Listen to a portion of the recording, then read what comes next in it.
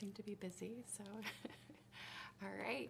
Get inspired, Michiana. My name is Stephanie. I'm here for guest host in place of Diane Bennett for Life Inspired. Our guest today is John Keim. He's from GCC with the GSM program, and he's here to share his story with us on how life was kind of going along, and then ... God showed up, and then life was inspired after that. So will you share your story with us? Yeah, absolutely. So I grew up in the South Bend area. Lived here my whole life, really, and it was a pretty normal childhood.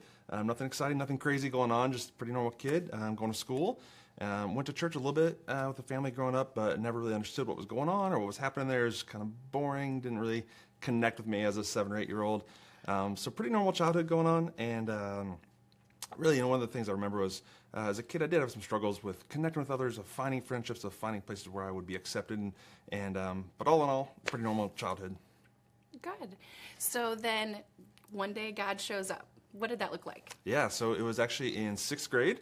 Started going back to church for the first time in many years, and it was to GCC, Grange Community Church, and we were meeting in a movie theater. So one night I had seen Jurassic Park, and then the next morning I was at church, which was a unique experience.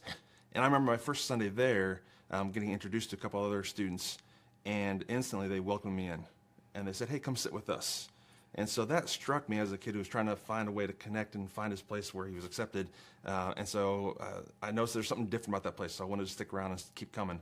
So we kept coming all throughout that year, and had a chance to go to middle school camp that next year, that first summer that I had a chance to go. And it was at middle school camp where I first heard and understood who God really is and what sin is in our lives, and what it means to be separated from God, and the offer to step into forgiveness and salvation through what Jesus has done for us. And so I remember as a 7th grade young guy understanding that and getting that for the first time, and deciding right then and there that I wanted to follow Jesus. And I heard that it wasn't just about future. It wasn't just about heaven and hell and where I would go after I died, but that there's a fullness of life I could live now, that it wasn't just about later on someday. It was that I could step into a full life and have this amazing adventure of following Jesus as a young man.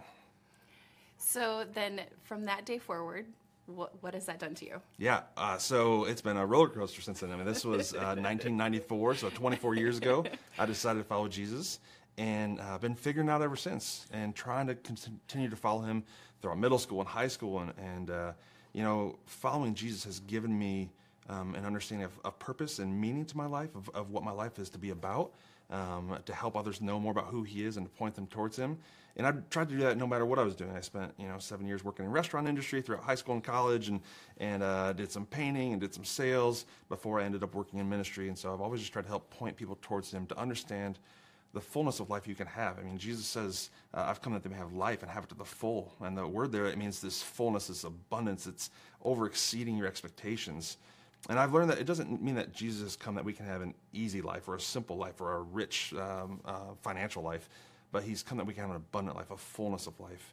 And so through all the mountains and valleys that affect all of us in all of our lives, he is there. And the community of other believers around you can support you and encourage you.